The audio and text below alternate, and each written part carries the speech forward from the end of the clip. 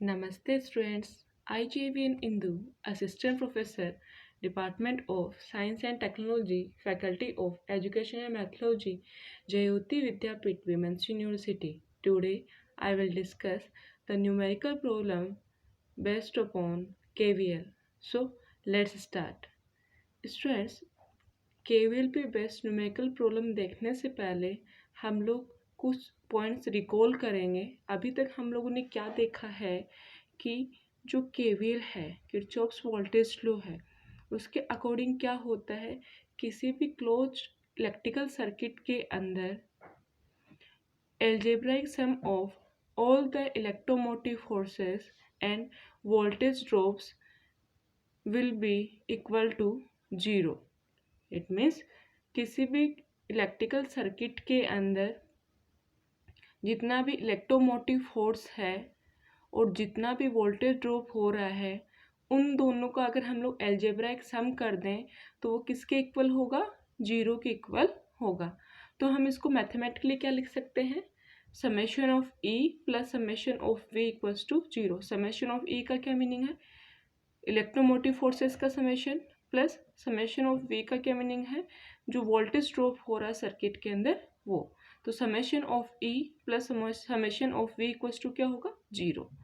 या फिर आप इसको क्या लिख सकते हैं? Summation of E M Fs plus summation of I R equals to 0। Because we जो वोल्टेज होता है, वोल्टेज ड्रॉप होता है, उसके इक्वल क्या होता है?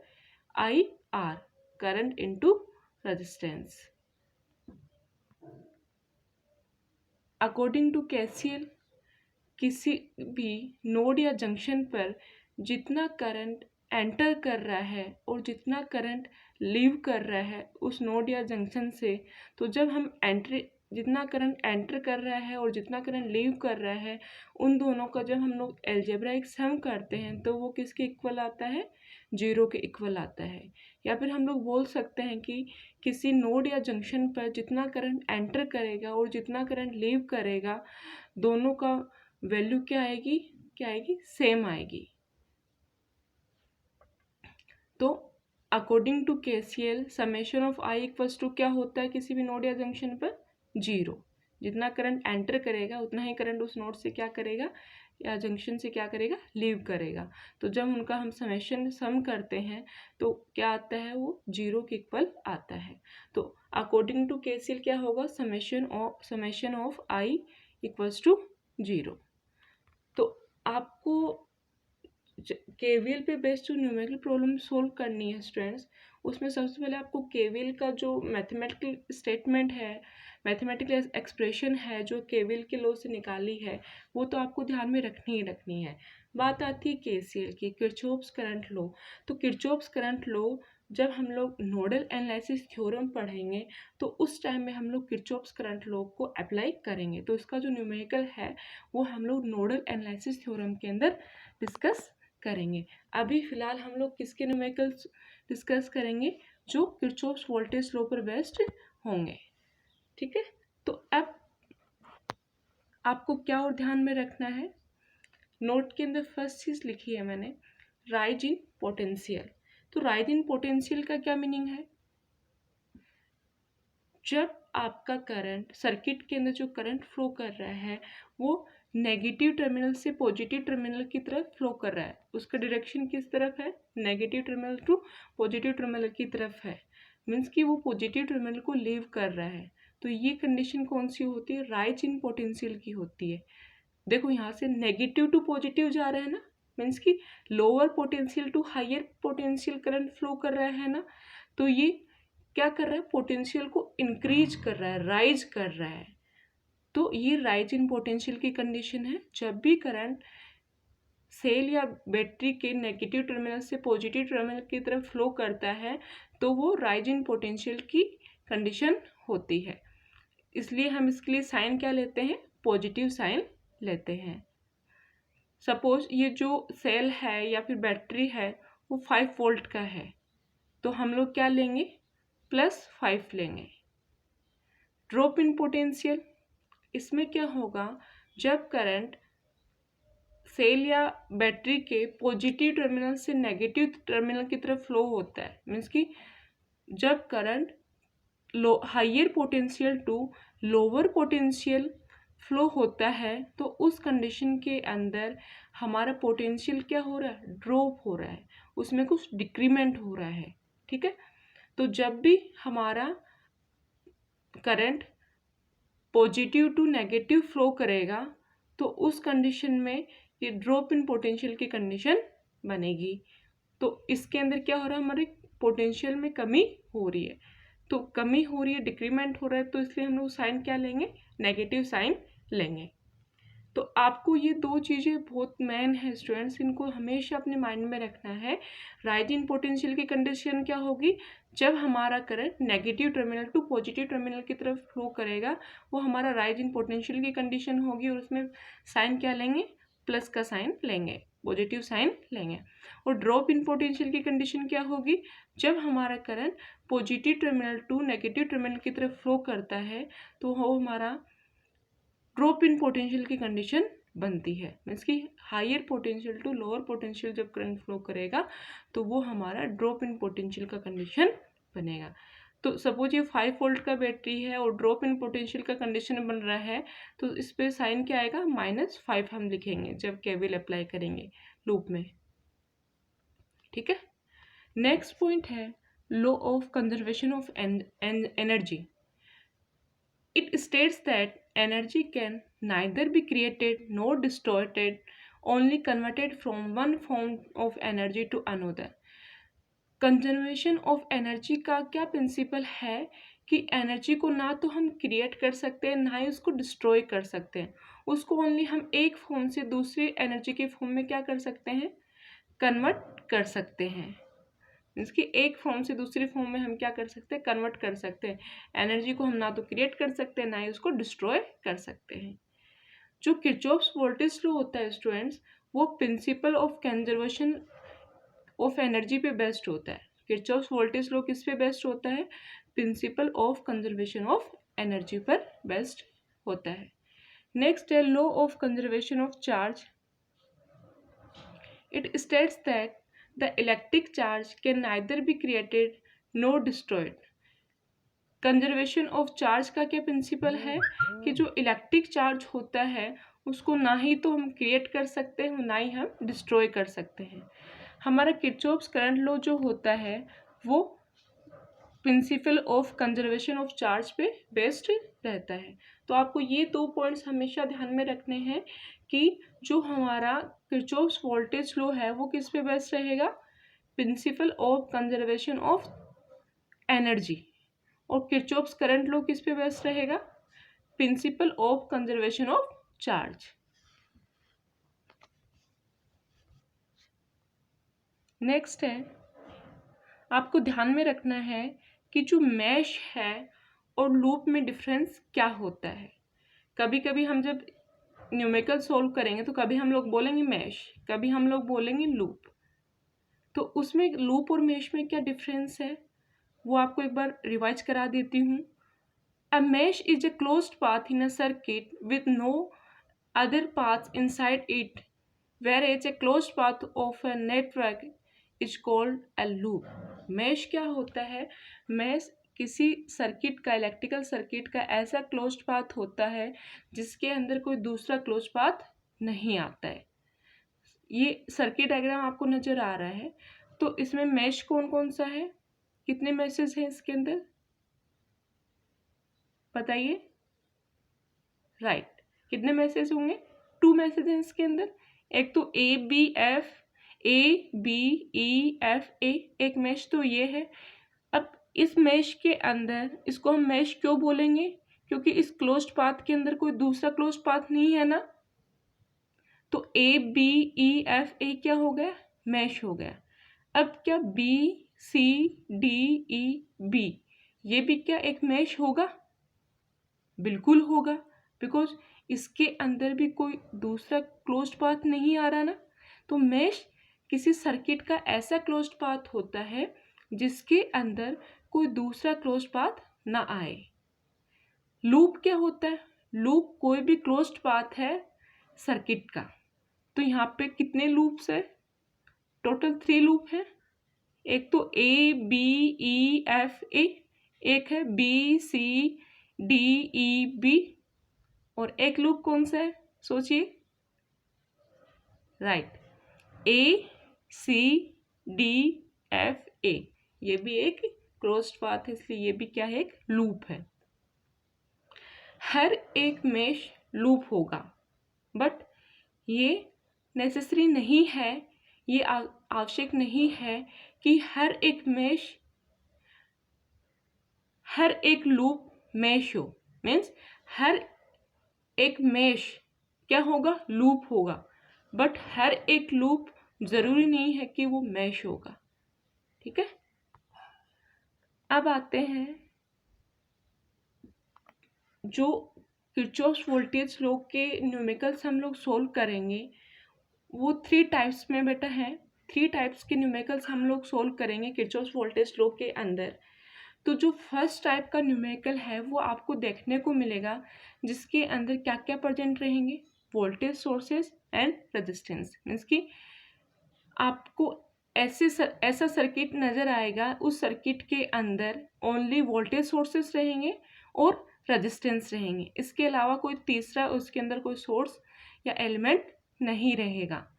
तो किरचॉफ वोल्टेज लॉ के टोटल 3 टाइप्स के न्यूमेरिकल हम लोग सोल्व करेंगे। इसमें से फर्स्ट टाइप क्या है, एक ऐसा इलेक्ट्रिकल सर्किट जिसमें हम लोग केवीएल अप्लाई करेंगे, जिसमें क्या क्या प्रेजेंट होंगे, वोल्टेज सोर्सेस एंड रेजिस्टेंस। आपको ये जो इलेक्ट्रिकल सर्किट नज़र आ रहा है, इसके अंदर देखिए voltage sources E1 E2 available है और R1 R2 R3 क्या रेजिस्टेंसेज हैं। तो इस सर्किट में वोल्टेज सोर्सेज और रेजिस्टेंस के अलावा कुछ और है ही नहीं। तो ये हमारा टाइप 1 का न्यूमेरिकल है केवीएल के अंदर। सेकेंड टाइप का किस प्रकार के न्यूमेरिकल हम लोग सोल्व करेंगे, ऐसे इलेक्ट्रिकल सर्किट्स पे हम केवीएल अप्लाई करेंगे जिनके अंदर वोल्टेज सोर्सेज भी प्रेजेंट हो, रेजिस्टेंसेस भी प्रेजेंट हो और करंट सोर्स भी अवेलेबल हो। बट ये जो करंट सोर्स अवेलेबल होगा, प्रेजेंट होगा, वो आउटर लूप के अंदर प्रेजेंट होगा। मीन्स टाइप 2 में क्या क्या आएंगे, voltage sources, resistances, current source. But जो करंट सोर्स होगा वो किस में आएगा, आउटर लूप में आएगा। तो देखिए इस सर्किट डायग्राम के अंदर वोल्टेज सोर्सेस 2 वोल्ट का सोर्स अवेलेबल है, 3 रेजिस्टेंस अवेलेबल है, एक 3 एम्पीयर का करंट सोर्स है। अब ये जो करंट सोर्स है बेटा, ये करंट सोर्स आउटर लूप में प्रेजेंट है। मीन्स अगर ये करंट सोर्स, ये जो 10 ओम वाली ब्रांच है, 10 ओम वाला जो रजिस्टर है, इसके पास में अवेलेबल रहता, तब तो क्या होता, ये 2 मैशेस के बीच में शेयर करता ना। मीन्स अगर ये 3 एम्पीयर का करंट सोर्स बीच वाले ब्रांच के अंदर अवेलेबल रहता, तो उस कंडीशन के अंदर ये फर्स्ट मैच और सेकंड मैच के बीच में शेयरिंग होता ना इसका। बट ये आउटर लूप के अंदर प्रेजेंट है, इसका शेयर, इस करंट सोर्स का शेयरिंग किसी दूसरे मैच के साथ नहीं हो रहा है। आई बस आउटर लूप का क्या मीनिंग है कि आउटर लूप में जो करंट सोर्स अवेलेबल होता है उसका शेयरिंग किसी दूसरे मैच के साथ नहीं होता है। ठीक है, तो बात समझ में आई। करंट सोर्स आउटर लूप में प्रेजेंट होता है तब क्या होगा कि उस करंट सोर्स का शेयरिंग किसी दूसरे मैच के साथ नहीं होगा। बट अगर ये बीच में प्रेजेंट होता, फर्स्ट और सेकेंड मैच के बीच में, तब इस 3 एम्पीयर के करंट सोर्स का क्या होता, शेयरिंग होता। तो सेकेंड टाइप के जो न्यूमेरिकल्स हम सोल्व करेंगे केवीएल अप्लाई करके, वो किस टाइप के होंगे, जिसमें क्या क्या प्रेजेंट होगा, इलेक्ट्रिकल सर्किट के अंदर वोल्टेज सोर्सेज अवेलेबल रहेंगे, रेजिस्टेंसेज अवेलेबल रहेंगे और करंट सोर्स अवेलेबल रहेंगे। बट ये करंट सोर्स क्या होगा, आउटर लूप में अवेलेबल रहेगा। थर्ड टाइप के न्यूमेरिकल हम देखेंगे जिसमें वोल्टेज सोर्सेस रहेंगे, रेजिस्टेंसेस रहेंगे, करंट सोर्स रहेंगे। बट यहाँ पे जो करंट सोर्स होगा वो इनर लूप में प्रेजेंट होगा, ना कि आउटर लूप में। तो इनर लूप का क्या मीनिंग है, फर्स्ट और सेकंड 2 मैश है यहाँ पर इस सर्किट के अंदर, VS वोल्टेज सोर्स है, R1 R2 रेजिस्टेंसेज है। तो जो करंट सोर्स है IS जो है वो मेश 1 और मेश 2 के बीच में शेयरिंग हो रहा है ना, और ये किसके अंदर प्रेजेंट है, इनर लूप में प्रेजेंट है। आई बात समझ में? यहाँ पे जो करंट सोर्स अवेलेबल है वो इनर लूप में अवेलेबल है, इनर लूप में प्रेजेंट है। इनर लूप में प्रेजेंट होने का क्या मीनिंग है कि जब भी करंट सोर्स इनर लूप में प्रेजेंट होगा तो उस करंट सोर्स का शेयरिंग होगा बिटवीन द टू मैसेज। तो यहाँ पे जो IS है उसका मेश 1 में भी शेयरिंग होगा, मेश 2 में भी शेयरिंग होगा। आई बात समझ में? तो इनर लूप और आउटर लूप में जो करंट सोर्स अवेलेबल रहते हैं उसका मीनिंग समझ में आया? जब भी current source, I am repeating once again, जब भी करंट सोर्स आउटर लूप में प्रेजेंट होगा तो आउटर लूप का क्या मीनिंग है कि वो करंट सोर्स का शेयरिंग किसी दूसरे मेश के साथ नहीं होगा। बट जब करंट सोर्स इनर लूप में प्रेजेंट होगा उसका क्या मीनिंग है कि उस करंट सोर्स का शेयरिंग होगा बिटवीन टू लूप्स या बिटवीन टू मैसेज। अब देखते हैं न्यूमेरिकल। स्टूडेंट्स, अभी जो क्वेश्चन हम लोग आज इस वीडियो में डिस्कस करेंगे वो होगा हमारा जो फर्स्ट टाइप न्यूमेरिकल था। फर्स्ट टाइप न्यूमेरिकल क्या था जिस पे हम केवीएल अप्लाई करेंगे। केवीएल के अंदर के types of questions in the KVL था ना, तो टाइप 1 का कैसा क्वेश्चन हमें मिलेगा जिसमें वोल्टेज सोर्सेज प्लस रेजिस्टेंसेज हों। तो ये जो न्यूमेरिकल दिया है हम लोगों को, इस न्यूमेरिकल के अंदर ये जो सर्किट डायग्राम आपको नज़र आ रहा है, इस सर्किट डायग्राम के अंदर क्या क्या अवेलेबल है, वोल्टेज सोर्स अवेलेबल है, रेजिस्टेंसेज अवेलेबल है, इसके अलावा कुछ अवेलेबल है क्या यहाँ पे, कुछ और प्रेजेंट है एलिमेंट या सोर्स? कोई करंट सोर्स अवेलेबल नहीं है ना यहाँ पर, ना इनर लूप में ना आउटर लूप में है। तो ये हमारा टाइप 1 क्वेश्चन हो गया ना केवीएल के अंदर, क्योंकि इसमें वोल्टेज सोर्सेज और रेजिस्टेंसेज ही अवेलेबल हैं। तो जब भी किसी सर्किट में वोल्टेज सोर्सेज और रेजिस्टेंस अवेलेबल रहेंगे तो वो हमारा क्या होगा, टाइप 1 का क्वेश्चन होगा। ठीक है, केवीएल के अंदर। अब क्वेश्चन क्या देखते हैं, calculate the current in branch AB of 2 ohm resistance for the given circuit using mesh analysis method. Mesh analysis method का मीनिंग समझ में आ गया कि यहाँ पे मैसेज अवेलेबल होंगे, उन मैसेज के अंदर हमें क्या करना है, केवीएल अप्लाई करना है। ठीक है, तो यहाँ पे क्या करना है हम लोगों को, ब्रांच AB जो है, ब्रांच AB के अंदर क्या प्रेजेंट है, 2 ohm का रेजिस्टेंस प्रेजेंट है ना। तो ब्रांच AB में 2 रेजिस्टेंस के थ्रू कितना करंट फ्लो कर रहा है वो हमें फाइंड आउट करना है। ठीक है, तो सबसे पहले सॉल्यूशन के अंदर हम लोग क्या करेंगे, जो हमें सर्किट डायग्राम गिवन है क्वेश्चन में उस सर्किट डायग्राम को ड्रॉ करेंगे। सबसे पहले सर्किट डायग्राम ड्रॉ करने के बाद में सबसे पहले फर्स्ट स्टेप में हमें क्या पता करना है, क्या आइडेंटिफाई करना है कि इस क्लोज सर्किट के अंदर कितने मैसेज अवेलेबल हैं। तो आप बताइए सर्किट में टोटल कितने मैसेज अवेलेबल हैं, सोच लिया? राइट, कितने अवेलेबल होंगे, 3 मैसेज अवेलेबल हैं इसके अंदर।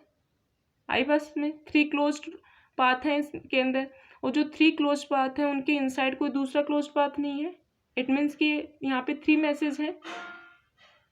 फिर उसके बाद में सेकंड स्टेप में आपको क्या करना है, करंट का डायरेक्शन आपको असाइन करना है हर एक मेश में, कि आपका जो करंट है वो फर्स्ट में, सेकंड मैश और थर्ड मैश के अंदर क्लॉकवाइज डायरेक्शन के अंदर फ्लो करेगा या फिर एंटी क्लॉकवाइज डायरेक्शन में फ्लो करेगा। तो ये आपको कंसिडर करना है कि आप करंट की डायरेक्शन क्लॉकवाइज ले रहे हो या कि एंटी क्लॉकवाइज ले रहे हो। तो ये आप पे डिपेंड करेगा कि आप क्लॉकवाइज डायरेक्शन में करंट को फ्लो करा रहे हो मैश के अंदर या फिर एंटी क्लॉकवाइज डायरेक्शन में फ्लो करा रहे हो। तो सेकंड स्टेप के अंदर हम लोगों ने क्या कर लिया है यहाँ पे कि हम लोगों ने कंसिडर कर लिया कि हर एक मेश के अंदर जो करंट फ्लो कर रहा है वो क्लॉकवाइज डायरेक्शन के अंदर फ्लो कर रहा है। नेम दे दिया करंट का, हर एक मेश में मेश 1 के अंदर करंट I1 फ्लो कर रहा है क्लॉकवाइज डायरेक्शन के अंदर, डायरेक्शन बना रखी है ना यहाँ पे सर्किट के अंदर हर एक मेश के अंदर।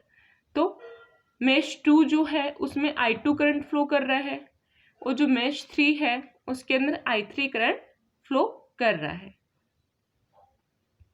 फिर उसके बाद में क्या करना है, थर्ड स्टेप के अंदर हर एक मेश का इंडिविजुअल इक्वेशन, हमें हर एक मेश का पर्टिकुलर मेश में हमें केवीएल अप्लाई करना है और एक इक्वेशन निकालना है। क्या करना है थर्ड स्टेप में, हमें केवीएल अप्लाई करना है इंडिविजुअल हर एक मेश के अंदर और एक इक्वेशन हमें बनाना है। ठीक है, तो सबसे पहले हम लोग लिख देते हैं there are 3 meshes in the given circuit, now applying KVL in mesh 1। Mesh 1 के अंदर केवीएल अप्लाई करते, मेश 1 कौन सा है जिसके अंदर करंट I1 फ्लो कर रहा है। तो हम लोग यहाँ पे एंटी क्लॉकवाइज डायरेक्शन में करंट फ्लो कर रहा है ना, तो जब हम यहाँ पे केवीएल अप्लाई करेंगे तो क्या होगा, 10 वोल्ट के अक्रॉस बताओ मुझे राइज इन पोटेंशियल होगा कि ड्रॉप इन पोटेंशियल होगा। बिल्कुल राइज इन पोटेंशियल होगा, बिकॉज जो करंट है वो नेगेटिव टर्मिनल से पॉजिटिव टर्मिनल की तरफ फ्लो करेगा तो हमारा पोटेंशियल जो होगा वो राइज करेगा। लोअर टू हायर टर्मिनल क्या कर रहा है, करंट फ्लो कर रहा है, तो इसका मतलब करंट क्या राइज कर रहा है। तो कौन सा साइन लेंगे, प्लस का साइन लेंगे, पॉजिटिव साइन लेंगे। तो सबसे पहले क्या आ जाएगा 10, या फिर आप ऐसे भी देख सकते हैं कि जो करंट फ्लो कर रहा है I1 वो पॉजिटिव टर्मिनल को लीव कर रहा है ना 10 वोल्ट के, तो क्या आ जाएगा प्लस का 10। अब 4 ओम रजिस्टर के अक्रॉस कितना वोल्टेज ड्रॉप होगा, I1 into 4, because voltage drop V equals to क्या होता है IR होता है ना, तो यहाँ पे I क्या है I1 और R कितना है 4। तो हमने क्या लिख दिया 10, रजिस्टर के अक्रॉस ऑलवेज वोल्टेज ड्रॉप होता है तो साइन क्या लगा दिया -4 इंटू I। अब नेक्स्ट जो रजिस्टर है, नेक्स्ट जो रेजिस्टेंस है उसका क्या वैल्यू है 4 ओम। अब देखिए इस 4 ओम रेजिस्टेंस में I1 करंट भी फ्लो कर रहा है और I2 करंट भी फ्लो कर रहा है। I1 करंट जो है जब वो क्लॉकवाइज डायरेक्शन के अंदर फ्लो कर रहा है तो इस 4 ओम रेजिस्टेंस के अंदर ऊपर से नीचे की तरफ फ्लो कर रहा है ना, अप टू डाउन जा रहे हैं ना करंट, और जो I2 करंट है वो डाउन टू अपवर्ड जा रहा है, डाउनवर्ड टू अपवर्ड जा रहे हैं ना। वापस देखिए जो I1 करंट है वो इस 4 ओम रेजिस्टेंस के अंदर, जो कौन से 4 ओम रेजिस्टेंस की बात कर रही हूँ, जो मेश 1 और मेश 2 के बीच में शेयर हो रहा है, तो इस 4 ओम रेजिस्टेंस के अंदर जो करंट I1 है वो अपवर्ड टू डाउनवर्ड जा रहा है, और जो I2 है वो डाउनवर्ड टू अपवर्ड जा रहा है। तो जब भी ऐसी कंडीशन आती है तो उस कंडीशन के अंदर हम जिस मेश के अंदर केवीएल अप्लाई कर रहे हैं उस मेश में जो करंट फ्लो कर रहा है उस करंट को हम प्रायोरिटी देंगे। तो हम लोग क्या लिखेंगे, 4 ओम रेजिस्टेंस के अंदर कितना वोल्टेज ड्रॉप हो रहा है, वोल्टेज ड्रॉप के लिए माइनस का साइन लगा दिया, 4 लिख दिया। अब ब्रैकेट में क्या लिखेंगे I1 माइनस I2, I1 और I2 करंट फ्लो कर रहा था ना इसमें, तो इसमें I1 माइनस I2 क्यों लिखा, बिकॉज हम मेश 1 में केवीएल अप्लाई कर रहे हैं और इसमें करंट फ्लो कर रहा है I1, तो हमने I1 को रेफरेंस माना, I1 को हम लोगों ने ग्रेटर माना किससे I2 से, मीन्स कि हमने I1 को क्या दी प्रायोरिटी दी, इसलिए हम लोगों ने क्या लिखा I1 माइनस I2। तो इस 4 ओम रेजिस्टेंस के अंदर रिजल्टेंट फ्लो करेगा I1 और I2 का, इस 4 ओम के अंदर I1 और I2 का जो वैल्यू होगा उसका रिजल्टेंट करंट फ्लो करेगा ना। वापस देख लीजिए, जब भी 2 मेसेस के बिटवीन कोई भी रेजिस्टेंस, कोई भी ब्रांच शेयर होता है, तो उस ब्रांच में अगर रजिस्टर अवेलेबल है तो उस रजिस्टर के अक्रॉस वोल्टेज ड्रॉप होगा। तो उस रजिस्टर में एक तो करंट फ्लो कर रहा है ऊपर से नीचे, एक फ्लो कर रहा है नीचे से ऊपर। तो उसमें हम लोग वोल्टेज ड्रॉप की फॉर्म में क्या लिखेंगे, माइनस का साइन लगा करके जो रेजिस्टेंस का वैल्यू है वो लिखा, फिर ब्रैकेट के अंदर हम लोग रिजल्टेंट करंट लिखेंगे। तो रिजल्टेंट करंट क्या होगा, I1 और I2 का ही रिजल्टेंट करंट होगा ना यहाँ पर। तो यहाँ पर हम किस में से कौन से करंट को सब्ट्रैक्ट करेंगे, जिस मेश में हम लोग केवीएल अप्लाई कर रहे हैं तो उस मेश के करंट को हम प्रायोरिटी देंगे। तो उस करंट में से उसमें हम क्या करेंगे, जो दूसरा करंट फ्लो कर रहा है इसके अंदर उसको सब्ट्रैक्ट कर देंगे। तो हम I1 माइनस I2 लिखेंगे, बिकॉज यहाँ पर हमारा जो मेश 1 में हम जो अप्लाई कर रहे हैं केवीएल, तो उसमें करंट जो फ्लो कर रहा है वो I1 फ्लो कर रहा है। तो हम क्या लिखेंगे, I1 माइनस I2। तो पूरा इक्वेशन क्या बन गया हमारा, 10 minus 4 I1 minus 4 I1 minus I2 equals to 0। अब इसको फर्दर सोल्व कर लेंगे तो हमारे पास में क्या आ जाएगा, minus 8 I1 plus 4 I2 equals to minus 10। ये हमारा क्या होगा, इक्वेशन 1। अब हम लोग क्या करेंगे, जो सेकंड मेश है उसमें क्या करेंगे, केवीएल अप्लाई करेंगे। सेकंड मेश हमारा ये है जिसमें करंट I2 फ्लो कर रहा है क्लॉकवाइज डायरेक्शन के अंदर। तो इसके अंदर स्टूडेंट्स जहां से आपका मन करे आप वहां से लिखना स्टार्ट कर सकते हैं इक्वेशन। तो सपोज मैं 2 ओम से लिख रही हूँ, तो 2 ओम जो रजिस्टर है उसके अक्रॉस वोल्टेज ड्रॉप होगा। तो क्या लिखा, -2 इंटू करंट क्या फ्लो कर रहा है, I2। तो यहाँ पे हमने क्या लिख दिया, -2 इंटू I2। फिर उसके बाद में आगे चलने पे हमें क्या मिला, क्लॉकवाइज डायरेक्शन में जब हम आगे चलेंगे -2 I2 लिखने के बाद में, तो जो AB ब्रांच है उस AB ब्रांच के अंदर रेजिस्टेंस कितना है, 2 ओम का रेजिस्टेंस है ना। अब अगेंस्ट 2 ओम के रेजिस्टर में एक तो I2 करंट फ्लो कर रहा है, एक I3 करंट फ्लो कर रहा है इसके थ्रू। तो 2 ओम रेजिस्टेंस के अंदर I2 और I3 का रिजल्टेंट फ्लो करेगा ना। तो यहाँ पे हम लोग क्या लिखेंगे, -2, बिकॉज रेजिस्टेंस के अक्रॉस ऑलवेज वोल्टेज ड्रॉप होगा। तो -2 ब्रैकेट, बोलिए क्या लिखेंगे, right, I2 minus I3, because इस ब्रांच में I2 और I3 का रिजल्टेंट फ्लो करेगा ना 2 ओम रेजिस्टेंस के अक्रॉस, 2 ओम रेजिस्टेंस के थ्रू I2 और I3 करंट जो है उसका रिजल्टेंट फ्लो करेगा। तो हम क्या लिखेंगे, -2 I2 माइनस I3।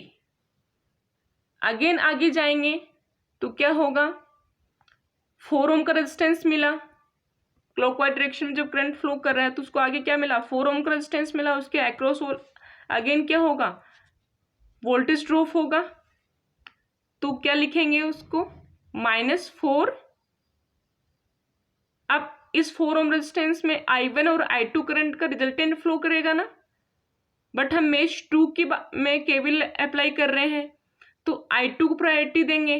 तो क्या लिखेंगे, -4 ब्रैकेट I2 माइनस I1। हमेशा ध्यान रखना, जब भी किसी ब्रांच में दो करंट का रिजल्टेंट फ्लो करेगा तो उस कंडीशन में आप उस करंट को प्रायोरिटी देंगे जो कि उस मेश के अंदर, जिस मेश में आप केवीएल अप्लाई कर रहे हैं उसमें फ्लो कर रहा है। जब फर्स्ट मेश के अंदर 4 ओम रेजिस्टेंस के अक्रॉस जब हम रिजल्टेंट करंट निकाल रहे थे तो उस कंडीशन के अंदर I1 माइनस I2 लिखा था, -4 ब्रैकेट I1 माइनस I2 लिखा था ना। अब देखिए जिसके सेकंड मैश में हम लोग केवीएल अप्लाई कर रहे हैं तो I2 करंट फ्लो कर रहा है सेकंड मैश के अंदर, तो हम लोग I2 को प्रायोरिटी देंगे। तो क्या लिखेंगे, -4 I2 minus I1 equals to 0।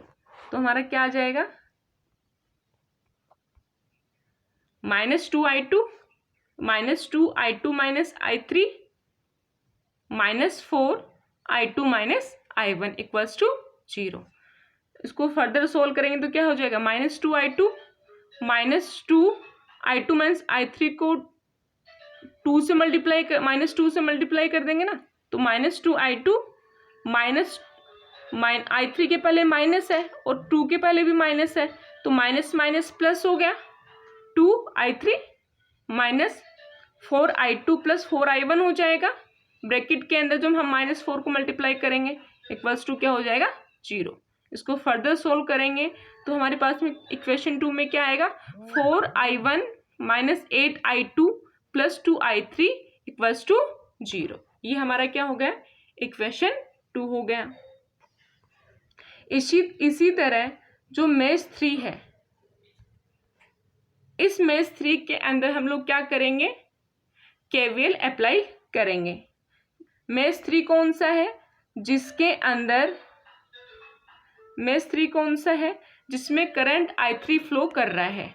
अब देखिए यहाँ पे 20 वोल्टेज का एक सोर्स लगा हुआ है, सप्लाई लगी हुई है, तो जो 20 वोल्टेज का है तो इस 20 वोल्ट के पॉजिटिव टर्मिनल को लीव कर रहा है कि करंट की नेगेटिव टर्मिनल को लीव कर रहा है।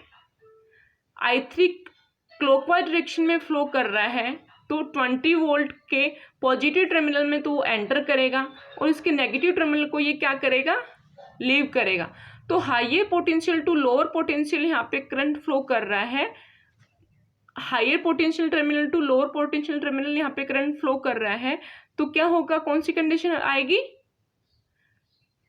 ड्रॉप इन पोटेंशियल की कंडीशन आएगी।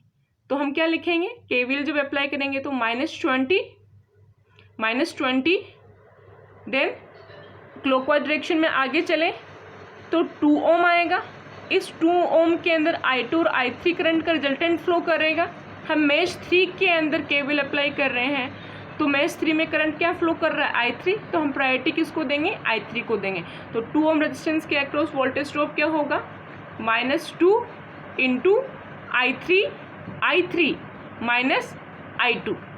आई बस में अगेन आगे क्लॉकवाइज डायरेक्शन में चले तो क्या मिला, 4 ओम का रेजिस्टेंस मिला, तो 4 ओम रेजिस्टेंस के अक्रॉस अगेन वोल्टेज ड्रॉप होगा। तो क्या लिखेंगे, -4 करंट कितना फ्लो कर रहा है इसमें 4 ओम में, I3, तो -4 I3 इक्वल्स टू 0। तो जब मेश 3 के अंदर हम लोगों ने केवीएल अप्लाई किया तो हमारे पास में क्या आया, -20 -2 I3 minus I2 -4 I3 equals to 0। जब इसको हम फर्दर सोल्व करेंगे तो हमारे पास में क्या इक्वेशन आएगा, 2 I2 minus 6 I3 -20 equals to 0।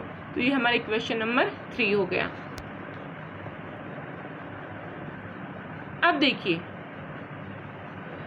From equation 1, देखिए हमारे पास में 3 इक्वेशंस आ गई, 3 वेरिएबल्स हैं हमारे पास में, I1 I2 I3।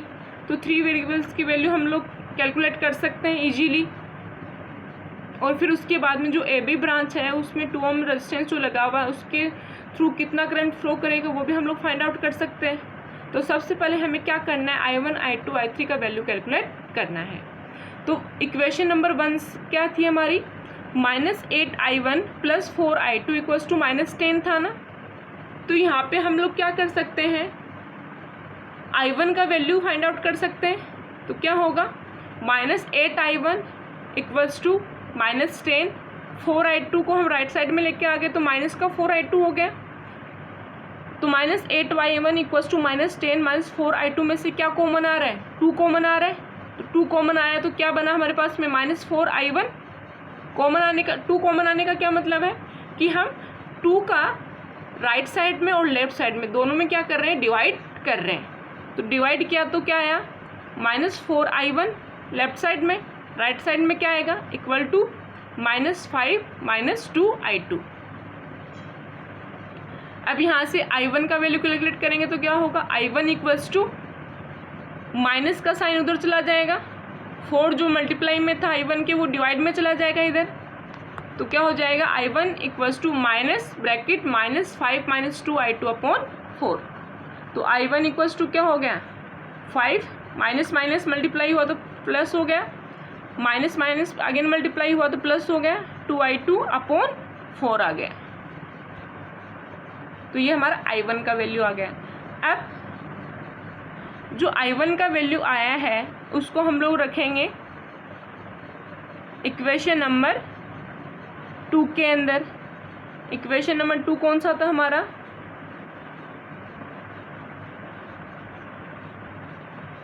ये वाला 4i1 - 8i2 + 2i3 = 0। तो यहाँ पे जो i1 है उसकी जगह हम क्या रख देंगे, जो i1 का भी वैल्यू आया था वो हम यहाँ पे पुट कर देंगे। तो इक्वेशन 2 के अंदर हम क्या रख रहे हैं, i1 का वैल्यू रख रहे हैं। तो क्या आ जाएगा, 4i1 था ना, तो 4 इंटू i1 का वैल्यू क्या आया, 5 + 2i2 अपॉन 4 आया था, -8i2 इक्वेशन में था, + 2i3 = 0। तो 4 से तो 4 कैंसिल आउट हो गया, तो क्या बचा हमारे पास में, 5 + 2i2 -8i2 + 2i3 = 0। तो माइनस के 8i2 में से प्लस का 2i2 सब्ट्रैक्ट किया तो कितना आया, 5 - 6i2 + 2i3 = 0। तो हमने इसको अरेंज करके क्या लिख दिया, -6i2 + 2i3 + 5 = 0। ये हमारा इक्वेशन नंबर 4 हो गया। अब हम क्या करेंगे, जो इक्वेशन 3 था ना उसको 3 से मल्टीप्लाई करेंगे। 3 से मल्टीप्लाई करने के बाद में जो न्यू इक्वेशन आएगा उसको हम इक्वेशन 4 के साथ क्या कर देंगे, ऐड कर देंगे, उसका सम कर देंगे। तो इक्वेशन 3 कौन सा था, ये इक्वेशन 3 था, 2i2 - 6i3 - 20 = 0। तो इसको किससे मल्टीप्लाई कर रहे हैं, 3 से मल्टीप्लाई कर रहे हैं। तो क्या हो जाएगा, 3 2 = 6, 6i2 - 6 3 = 18 -18i3 -20 इंटू 3 कितना हो जाएगा, 60। तो -60 = 0। यहाँ पे हम मल्टीप्लाई क्यों कर रहे हैं स्टूडेंट, ताकि जो 3 और 4 इक्वेशन को हम जब सम करें उसका ऐड करें तो उस कंडीशन के अंदर क्या होगा, कोई एक वेरिएबल जो होगा वो कैंसिल आउट हो जाएगा। तो क्या इक्वेशन 3 को 3 से मल्टीप्लाई करने के बाद में क्या है, 6i2 - 18i3 - 60 = 0। अब इसका इक्वेशन 4 के साथ उसको सम कर दें, उसको ऐड कर दें। तो इक्वेशन 4 क्या था हमारा, -6i2 + 2i3 + 5 = 0 था ना। तो हमने क्या लिख दिया, -6i2 + 2i3 + 5 = 0। तो देखो 6i2 प्लस का है और 6i2 माइनस का है। तो अगर हमारे पास में कहीं इक्वेशन में लिखा हुआ है 6 - 6 तो +6 -6 दोनों कैंसिल आउट हो जाएंगे ना। जितना पॉजिटिव में अवेलेबल है 6 उतना ही नेगेटिव में है, तो 6 - 6 क्या हो जाएगा, 0 हो जाएगा ना। तो इसी तरह यहाँ पे 6i2 - 6i2 क्या है, सेम है बट साइन डिफरेंट है। तो 6 में से 6 सब्ट्रैक्ट करेंगे तो क्या आ जाएगा, 0 आ जाएगा ना। तो 0 × i2 होगा, तो 0 × i2 = अगेन क्या होगा, 0 होगा। इसी तरह आगे क्या है, माइनस का 18i3 है, प्लस का 2i3 है। तो माइनस के 18i3 में से प्लस का 2i2 हमें माइनस करना पड़ेगा, क्योंकि क्या होता है जब भी साइन ग्रेटर नंबर के साथ में आता है और उसमें से हमें कोई स्मॉल नंबर को ऐड करना पड़ता है जो प्लस के अंदर है, पॉजिटिव साइन है जिसके साथ, तो हम क्या करते हैं, जो ग्रेटर नंबर जो होता है उसका जो साइन होता है वो ही ऑपरेशन हम अप्लाई करते हैं और उसी का साइन साथ में लेते हैं। तो माइनस का 18 प्लस का 2 है, तो 18 में से 2 क्या करेंगे, सब्ट्रैक्ट करेंगे, तो माइनस का 16 बचेगा इंटू i3। माइनस का 60 है, प्लस का 5 है, तो 60 में से 5 सब्ट्रैक्ट होगा, तो कितना बचेगा, माइनस का 55 = 0। उसको फर्दर सोल्व करेंगे तो क्या होगा, -16i3 -15 को जो हम -55 को जब हम राइट साइड में लेके जाएंगे तो प्लस का 55 हो जाएगा ना। तो क्या हो जाएगा हमारे पास में i3 का वैल्यू कैलकुलेट करेंगे तो ये जो माइनस का साइन है ये राइट साइड में चला जाएगा तो माइनस का 55 हो जाएगा, और जो 16 मल्टीप्लाई में है i3 के वो उधर जाके डिवाइड में चला जाएगा, तो -55/16 इक्वल्स टू क्या हो जाएगा, i3 हो जाएगा। तो जब हम 55 के अंदर 16 का डिवाइड करते हैं तो हमारे पास में क्या आएगा, -3.4375। तो ये i3 इक्वल्स टू क्या आ गया, -3.4375। करंट है तो करंट किस में होता है, एम्पियर में, तो एम्पियर आ गया। अब हमारे पास में i3 का वैल्यू आ गया है ना। तो अब क्या करेंगे हम, now putting the value of i3 in the equation 3। Equation 3 जो था उसमें हम क्या रखेंगे, i2 का वैल्यू रखेंगे। इक्वेशन 3 क्या था हमारे पास में,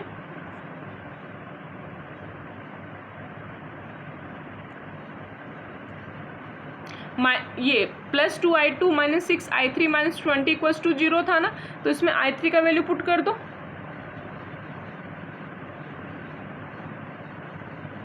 तो क्या आ जाएगा, 2i2 -6i3 था ना, तो -6 ब्रैकेट में i3 का वैल्यू लिख दिया, -3.4375 -20 था इक्वल्स टू 0 था। तो 2i2 जब -6 को -3.4375 से मल्टीप्लाई करेंगे तो प्लस का 20.625 आएगा, -20 इक्वल्स टू 0।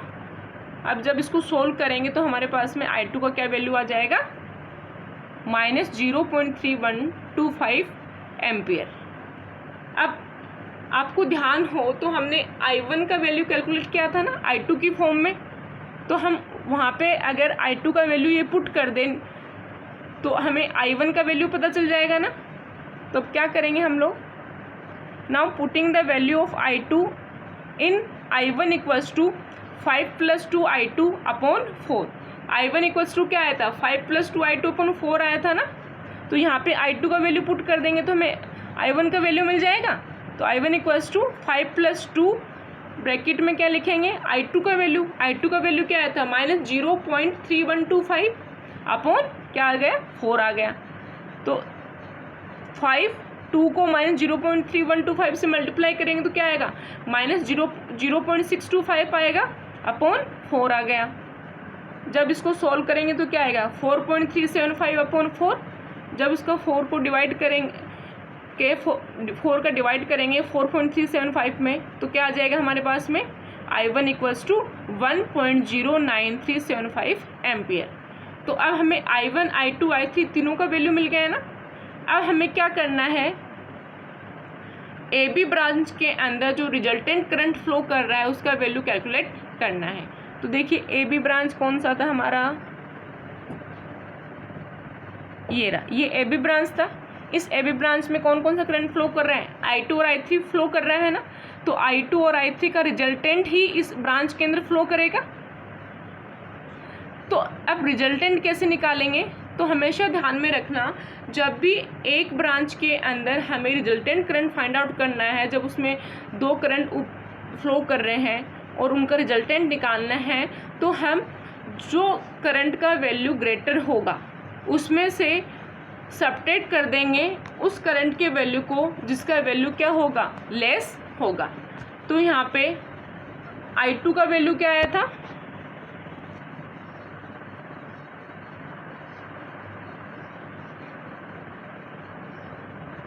-0.3125 आया था, और i3 का वैल्यू क्या आया था,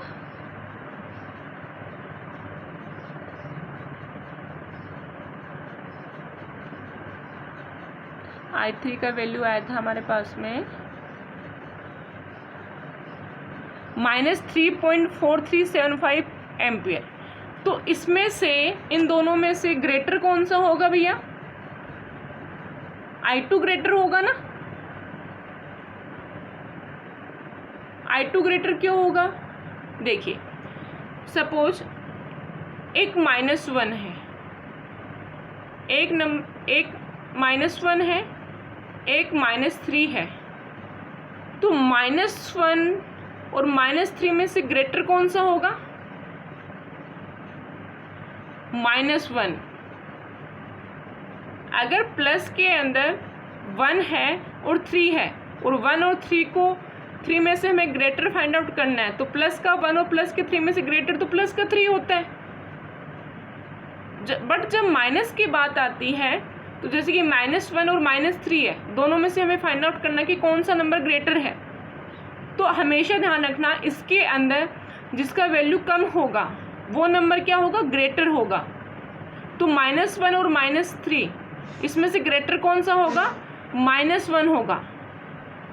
अगर -5 और -10 में से हमें डिफ्रेंशिएट करना है कि कौन सा नंबर ग्रेटर है, तो कौन सा होगा? -5 ग्रेटर होगा। तो उसी तरह ए बी ब्रांच के अंदर जो I2 और I3 करंट फ्लो कर रहा है वो दोनों माइनस के अंदर है ना, उनका वैल्यू माइनस के अंदर आया है ना, तो वैल्यू ग्रेटर कौन सा होगा? जो वैल्यू क्या होगा, जिसकी न्यूमेरिक वैल्यू क्या होगी? कम होगी। जिसका मैग्नीट्यूड क्या होगा? कम होगा। वो नंबर क्या होगा? ग्रेटर होगा माइनस के अंदर। तो देखिए सबसे पहले हम लोग लिख देते हैं, therefore the resultant current in the branch A B of 2 ohm resistance will be I A B. Consider कर लिया कि जो रिजल्टेंट करंट है वो हमारा आई ए बी फ्लो करेगा ए बी ब्रांच के अंदर। आई ए बी इक्वल्स टू क्या होगा? I2 minus I3, because I2 greater है, I3 लेस है। तो I2 का वैल्यू कितना था? -0.3125 माइनस ब्रैकेट में I3 का वैल्यू कितना आया था? -3.4375। तो 3.4375 का मैग्नीट्यूड ज़्यादा है ना 3125 से, 0.3125 से। इसका मतलब I2 हमारा क्या है? ग्रेटर है और I3 क्या है? लेस है। तो यहाँ पे क्या आ गया है? -0.3125 माइनस माइनस मल्टीप्लाई हो गया तो +3.4375। तो क्या आ गया हमारे पास में? +3 का 3.125 एम्पियर। तो आई ए बी इक्वल्स टू क्या हो गया? 3.125 एम्पियर। तो ये हमारा क्या हो गया? ब्रांच ए बी के अंदर रिजल्टेंट करंट कितना फ्लो कर रहा है 2 ओम रेजिस्टेंस के थ्रू। 2 ओम रेजिस्टेंस के थ्रू कितना करंट फ्लो कर रहा है ए बी ब्रांच में, तो हमारा उसका वैल्यू आ गया है। तो आई ए बी इक्वल्स टू कितना आया? 3.125 एम्पियर। तो ये हमारा क्या हो गया? आंसर हो गया। So I hope you are satisfied with my today's digital session. If you have any query, please mention in the comment section and I will resolve it on the live session. Thank you.